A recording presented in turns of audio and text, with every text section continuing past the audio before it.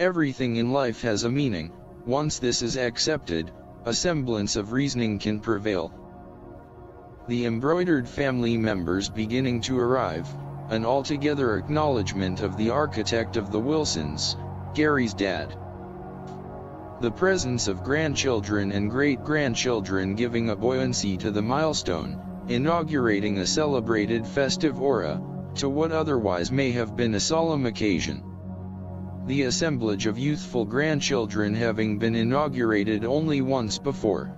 The passing years giving a contrasting presence, most no longer ascribed with adolescence, a number having found adulthood inherent with family countenance. The late May weather providing a warmth. The sojourning family accumulation accepting the attraction of Pine Mountain Lake. Catherine and Donda Valley, Gary's sister and brother-in-law, extending an invitation for those desiring to journey Priest Grade to Groveland, and experience the realm of their Pine Mountain Lake edition. The lakefront house giving access to a sandy beach, the water playing host to those with children, their waterborne activity a gladdening entertainment, the apperception of youth a joy to behold, except for the axiomatic reason for the assemblage. The day of desideratum was approaching. The funeral home acknowledging a viewing schedule, Gary querying his mother and sisters in accompanying him, to bestow his last respects. His sisters Catherine and Nancy adamant in their refusal, the antediluvian aphorism. They want to remember him as he was, not as he is. Gary applying persuasion. His mother finally agreeing to attend. Scott, and Catherine's stepson Eddie, also in agreement to his request. The Chevrolet Blazer journeying north, Scott and Eddie following in Scott's car, on the winding two-lane Highway 49. The 45 miles not an ardent passage, Gary questioning his inner self, his response to seeing his dad for the last time. Entering the funeral home viewing room, approaching a flag-draped open casket, Gary accepted his father laying at rest, an expression of peace reflecting his countenance. The words were not conveyed for others to hear, they came from within, deriving from the heart, words he had never spoken. "Dad, I may have never expressed this, but I loved you."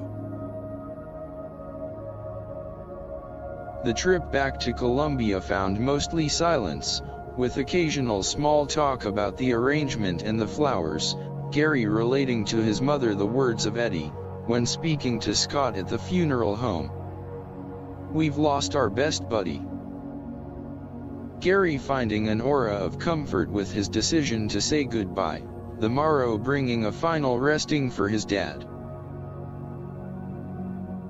A chapel observance, family members, and a scattering of friends in attendance, the sound of Bob Wilson's favorite song, "Danny Boy," interwoven amidst the recorded music discoursed before the brief service.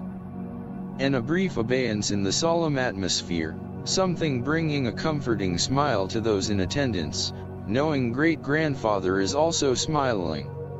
Little great-granddaughter Katie dancing to the music around his coffin. The coffin remaining closed. A request of Gary's mother and sisters, the elder son not in agreement, but his supposition invalidated. The entourage leaving the chapel, proceeding up the Jackson grade, a déjà vu moment. A picture of a young boy named Mike, sitting beside his father, a 1940 pickup climbing the grade, befalling the notwithstanding Argonaut and Kennedy mines to the east. The fleeting 4-mile journey to the Sunset View Cemetery, a newly established necropolis dedicated in 1989. The gates of the pavilion an entrance to a diminutive but well-manicured eternal resting place. Among the green field of markers, a lone flag-draped casket. A cardinal of consciousness, the military honor guard from American Legion Post 108. Administering a final salute to a comrade in arms. The bugler's sounding of taps, a fitting farewell to a fellow veteran and soldier of life. Words were articulated, but needlessly for those who knew Robert Wilson. His character spoke for itself. Humble but luminous, arbitrary but reverent, solitary in appearance, but with compassion and benevolence dwelling within.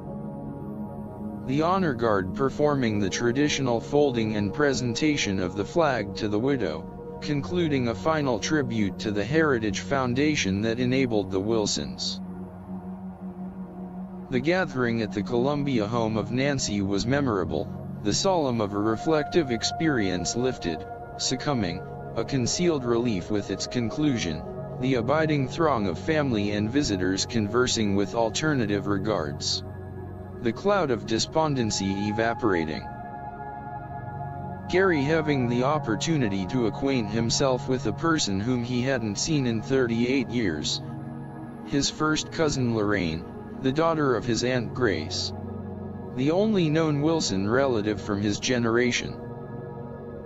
The bustle of the afternoon's activity coming to a close, the gradual departing of friends expressing condolences, the families segregating to spirit their travel. The evening's arrival, a solitude.